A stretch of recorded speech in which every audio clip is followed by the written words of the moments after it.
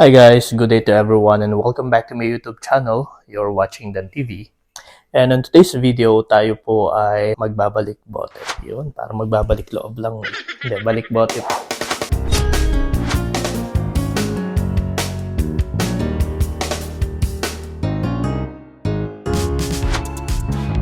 Sa mga hindi po nakakaalam, dito po kasi sa Canada, yung mga plastic bottles, beverages, meron pong deposit. Diba? Kapag nag-grocery ka or kapag bumibili ka sa mga stores ng mga beverage, for me, I find it like making the citizens or the residents of Canada to be more responsible dun sa mga plastic bottles na hindi basta-basta tinatapon kung saan-saan. And in fact, kinikip nila para mabalik yung deposits binayad nila doon sa pagbili ng mga beverage plastic bottles na yun. Ayun nga po ang gagawin natin. I'm going to take those plastic bottles back to the bottle depot para po makuha ko yung binayad kong deposit. No?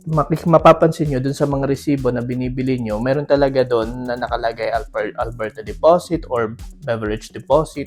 Yun po ay required dito kung saan yung mga bumibili ay nagbabayad ng mga deposit. At para po mabalik yun sa inyo, yung binayad nyo, i-take nyo sa mga bottle depots yung mga plastic bottles na yun. So, papakita ko sa inyo, no, plastic bottles na nakuha ko na or naipon na namin for the past months, no. Talagang inipon na namin to. Hindi na namin na bebenta pa. Ayan.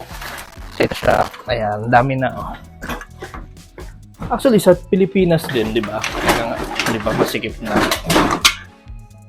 Sa Pilipinas, ang meron rin naman na binibenta mo yung mga plastic bottles. Yun nga lang, syempre, dahil wala kang pinay na deposit, ay kung saan mo lang siya nilalagay or tinatapon. And then, yung mga homeless or yung mga less fortunate na lang yung nagbabalik sa mga junk shop para magkaroon sila ng pera. But here in Canada, tayo po mismo, lahat ay nagbabayad ng mga deposits sa kanilang mga groceries.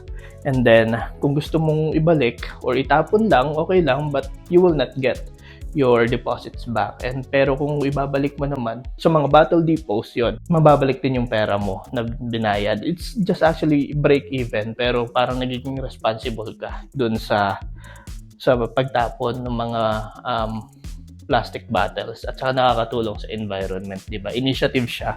Magandang initiative ng government yon para maging responsible yung mga tao. So, ayan na po. Ayan, ganyan na po siya kadami. Di ba?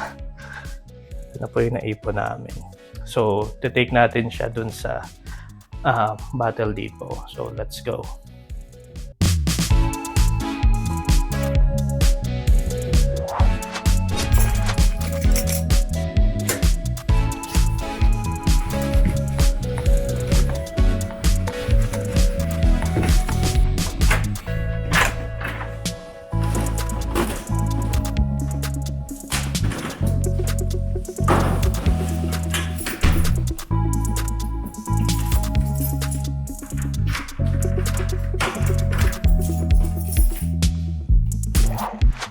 So, ayan guys.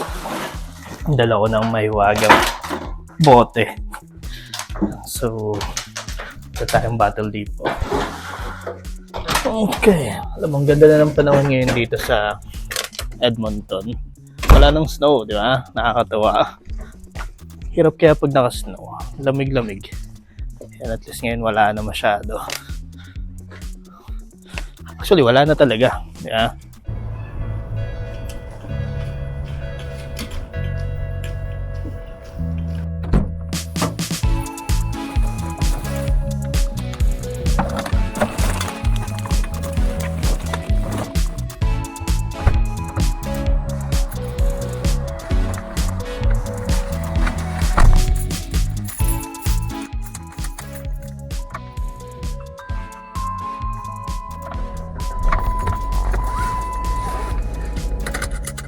Okay, so ayan.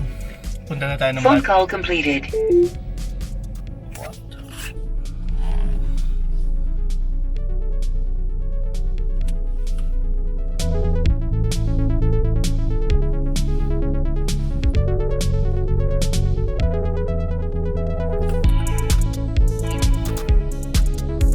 Alam yung ganda na ng weather dito sa Edmonton. Wala nang snow, no?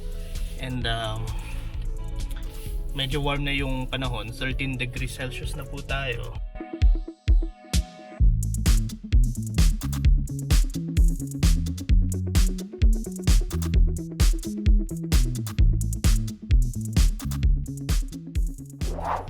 Ayun guys, so andito na tayo sa Battle Depot. Nakapila na ako. Actually dito, yun nga lang, pwede kang pumila na nasa loob ka ng sasakyan or dun ka pumila sa labas, no? Pwede kang tumayo tulad nito. Papakita ko lang sa inyo. Ayan si Manong na nakapila dyan sa labas. Ang pangit lang kapag nakapila sa labas, it's either malamig or mainit, 'di ba, yung panahon. Medyo inconvenient. Ayan, pati dyan sa likod ko may mga nakapila pa dyan sa labas, no? Tulad nga si na ate, tinama pa.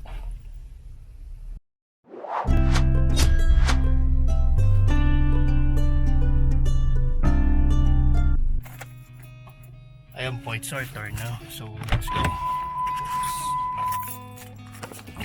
Kunin lang natin yung nilagay natin dun sa loob.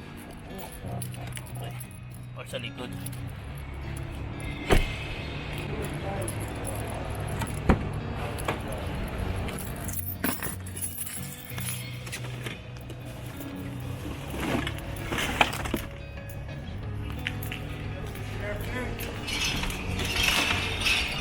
Okay, so ito po yung itsura ng pagde-depositan mo. Ayan.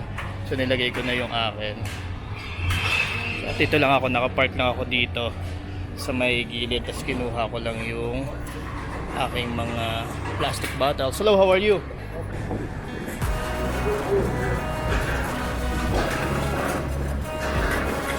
So sinusort na nila. Tapos bibilangin nila.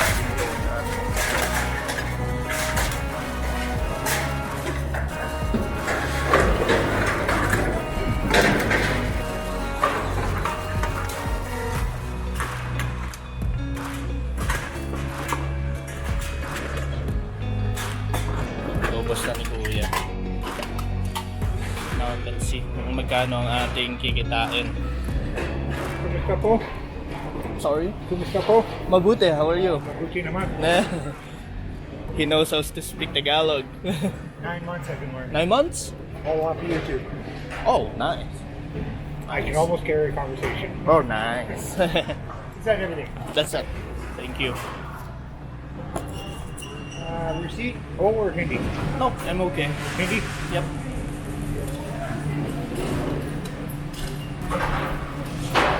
So nakakuha po tayo ng It's nice because $13 all the Filipinos that come here found out that I'm learning and they only come to me now. Do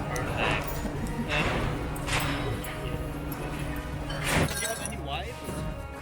No wives. Okay, that's fine. Thank you. Have a great day. Ayun guys, naka $13 tayo. Tapos tinip ko na lang yung mga bariya. And so that's it. Ayun guys, so naka $13.85 pa yun. Nakuha natin. Ayan, tayo mag-sanitize lang, no? Dahil medyo syempre madumi. Yeah. So yun po, di ba? Magkano lang pala yung nakuha namin. Pero yun nga, kasi ang isang bottle lang naman ay nagkakahalaga ng mga 10 or 25 cents per water bottle. So yun, sa total na yun na naipon namin ay $13 po ang kanyang katumbas, no? Good deal kahit papano, dahil yun nga, pwede kong magamit pang car wash yung aking nakuhang pera, no, mula dun sa mga recycled or plastic bottles. Ayan, so sa mga kababayan po natin dyan na nandito sa Canada, it's better na ibalik nyo na lang sa Battle Depot yung mga plastic bottles na naipon nyo, no, instead na itapon nyo lang, kasi binayaran nyo rin naman yung mga deposits na yan. Maraming po salamat sa inyong panonood. So magsusundo naman ako kay Mrs., no? And don't forget to subscribe, like and subscribe to my YouTube channel at www.youtube.com/danyoutubechannel, sa aking Facebook page at Dan YouTube TV. sa aking X, Instagram, and TikTok at m.clavin. Maraming salamat po sa inyong panonood at magkita-kita tayo sa susunod nating video. Bye-bye!